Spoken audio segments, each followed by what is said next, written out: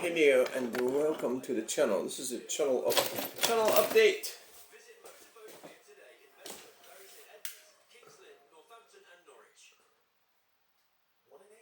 We're destroying this Volkswagen Beetle.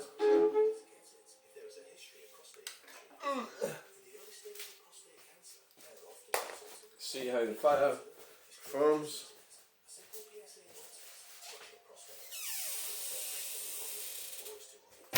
Look outside.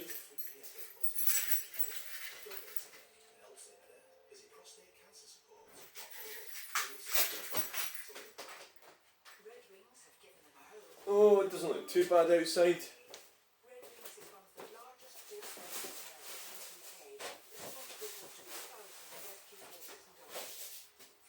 It is, what is it? Don't know what date it is today.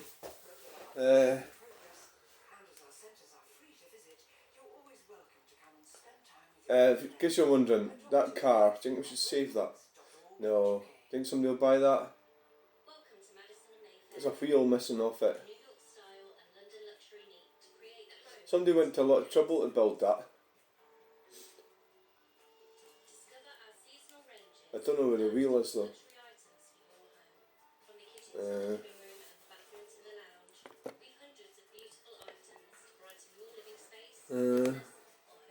Should I save it?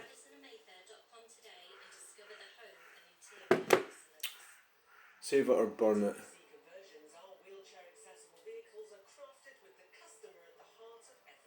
We'll save it. I'll save it.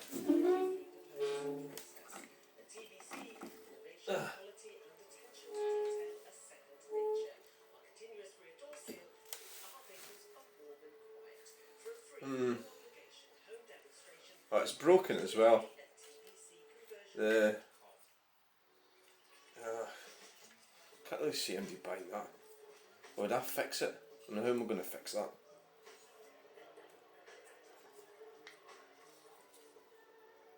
Seems a bit of a shame, doesn't it? It's got doors open and everything. I can't put it there because it'll catch fire.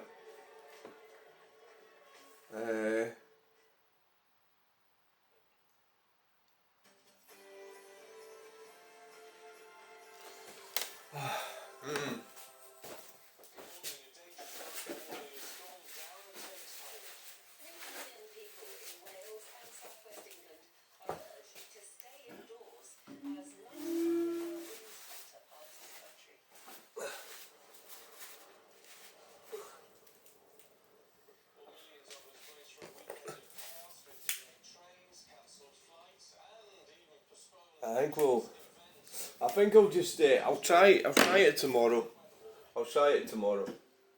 And see, somebody might be able to fix the wheel. So it's been in the fire.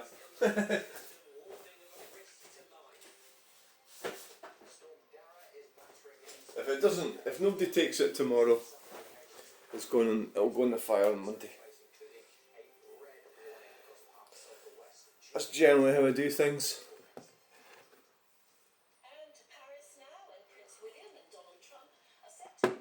Getting a bit low on kindling, but I have got that basket there.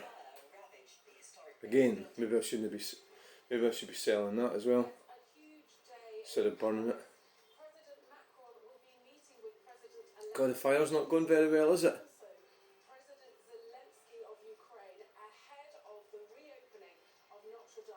God, I might have to get a firelighter on it.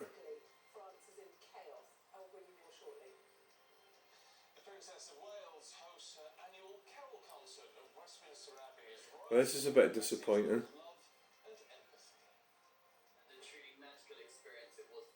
Oh, that sort of thing when they're going about empathy and love and everything. Like, they want you to do that whilst they're dismantling our society and destroying our infrastructure, and you're supposed to go around loving and being empathetic and arresting people for saying insettled words. Paying for nuclear power.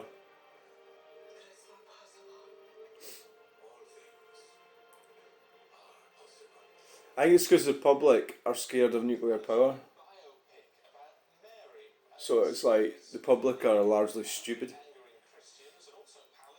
and they they're scared of nuclear power, but they don't seem to be worried about battery storage facilities. They're like Grenfell Towers all over, aren't they? And that twat that was arguing with me on Sterling page, Facebook, on Sterling, he's actually admitted there's 3% chance of them burning, catching fire. And you're going to have that 1 mile from a village in Stirlingshire. Well, a big village, well, it's not a village, it's a town. It's plain. Again, the house building is insane, and they're talking about bringing immigrants in to build houses. It's insane. That's like pouring. Well, what's that like? That's like if you've got a leaking roof, and and it keeps leaking. You just pour in more and more mastic on top of it, and you haven't actually solved the initial leak. You're just pouring it all over it. You just keep pouring more and more on it, and you don't know where the leak is anymore. Whereas you've got to actually strip it down and do it properly. Is that a good analogy? Ah, maybe. Well, it looks like the fire's going. It's not very brilliant, but that could have done it a lot better than that. Yeah. The other thing is that some of that stuff I'm burning to get it going is not entirely.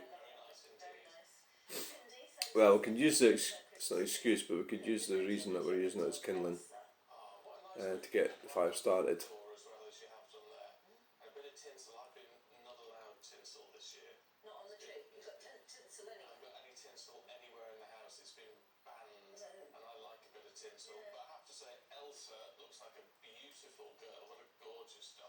So the plan today is, we're a bit late today, it's 4 minutes past 9.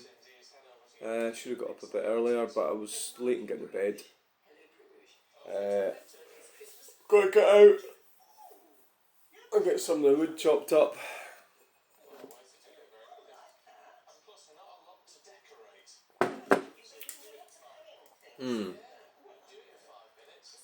These bits of kindling there are a bit on the big side.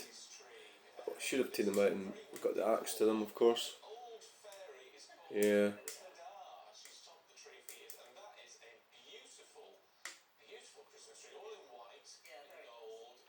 I could do that actually. I've got.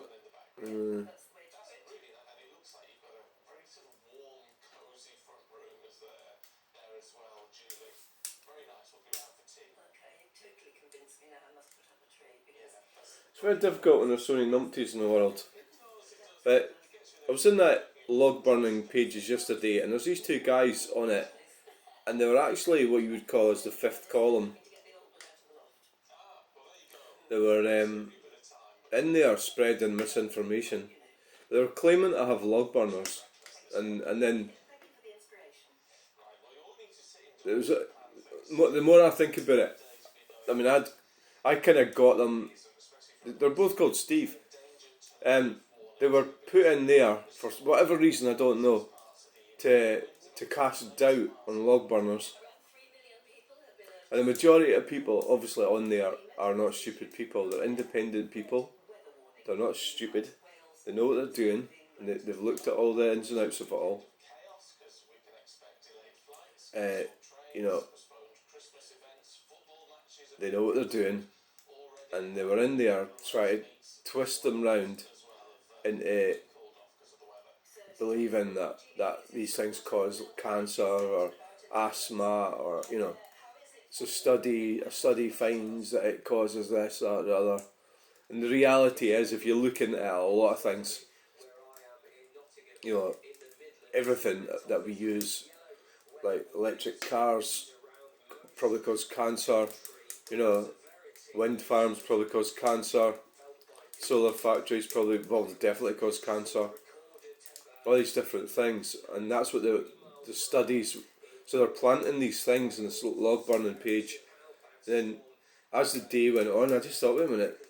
At first, you take them for face value. This guy's got a ground source heat pump and a log burner. It just seemed like, what are you talking about? So you get a lot of the North London elites, these types. So look at the fire's going on right now. Coming in with their twisted ideology, which they cannot. They're very.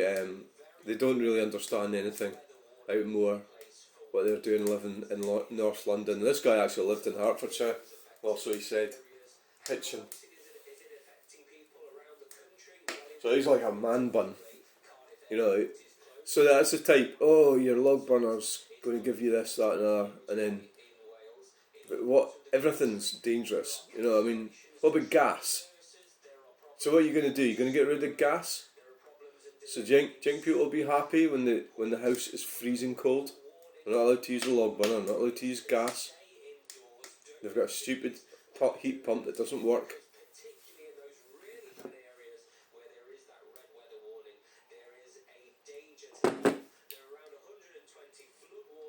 My last house had a air source heat pump.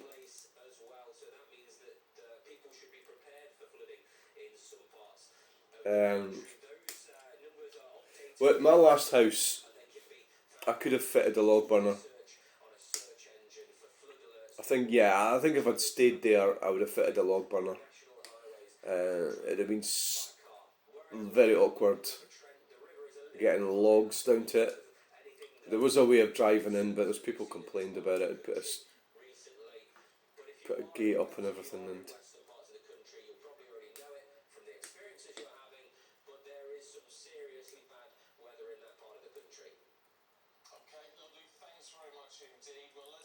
yeah, I mean, my last house, it's a bit like the houses it was in Galashiels, it was a bit like the houses in Cumbernauld. These with the open sort of plan area. Hindsight, it was all right at the time. I had kids at the time. That's why we moved there, because of the kids.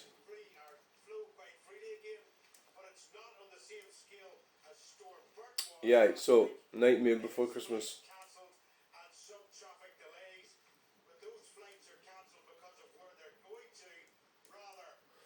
Right, so what I'm planning to do today, I'm going to quickly get on with this. This is a channel update. We'll go and have a look and see what's happened. I don't even know if my videos launched last night, and I loaded them all. Then I had a lot of problem keeping the phone charged up.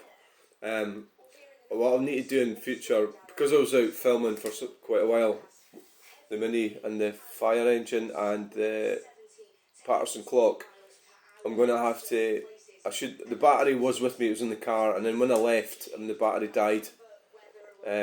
So that was slightly incompetent of me. I'll need to, remember to put the battery in my pocket and keep it charged up, otherwise it's just going to go dead. The other thing that I really should do is get another phone.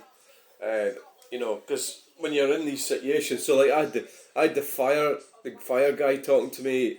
I think that's another thing. So I'm standing there and I had the device mounted on a wheelie bin.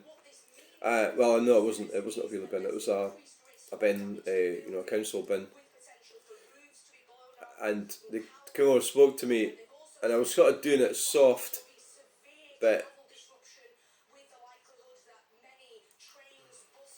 it was difficult. I'm not sure you could hear what he was saying, and I maybe didn't quite do it right. Yeah. Right.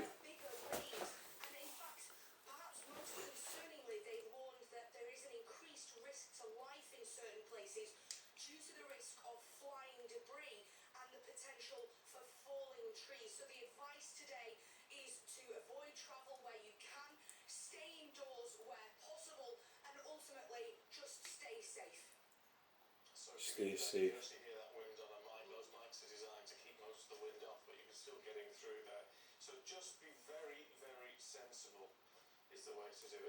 How's the fire going? It's not exactly. It's struggling a bit, isn't it?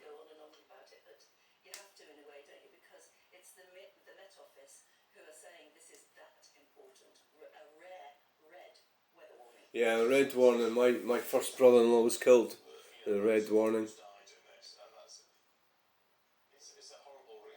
A year just over a year ago.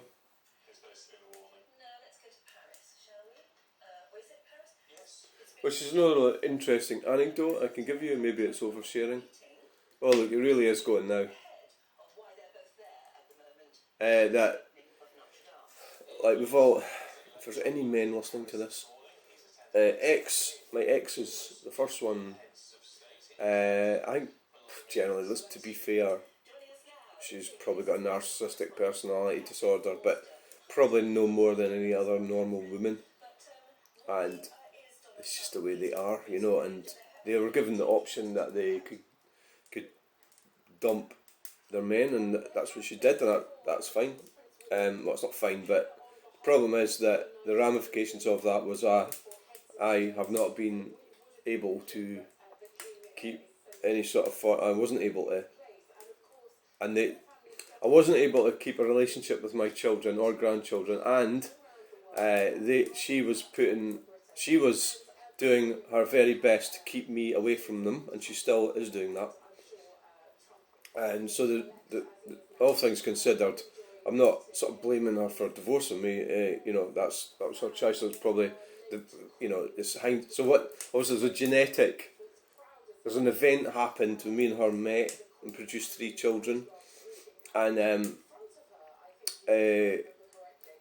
obviously I have or had mental health problems at that time, and have done most of my life, and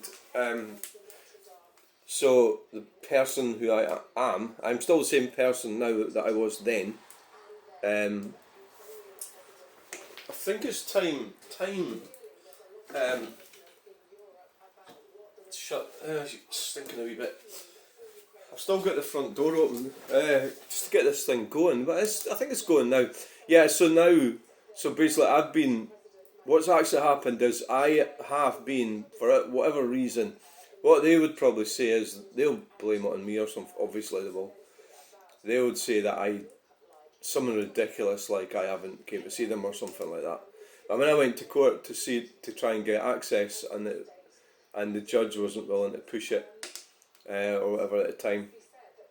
I was in Stonehaven Court, and she was fighting all the way. And my parents, my mother, that's why I will not go and visit her grave, was with her all the way in that. She stuck me right in it, that bitch. I'll never forgive her. Well, she's dead, so I won't forgive her for it, for what she did. What my mother did to me. She was a complete and utter cow. And so I'm not really going to sit here and go rest in peace, you know. But so the reality is that it's like when you start going about lifestyle choices and stuff like that. Well, who's perfect, you know? So some of my lifestyle choices, on hindsight, are quite selfish, you know. So I've got the ability to say these things and look back and realise that my behaviour was far from. I was very immature, you know.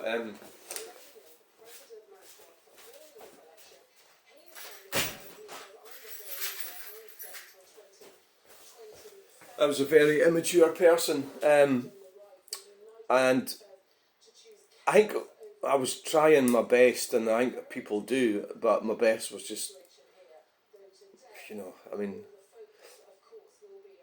a lot of it. So anyway, so what's the point of this? Right, well,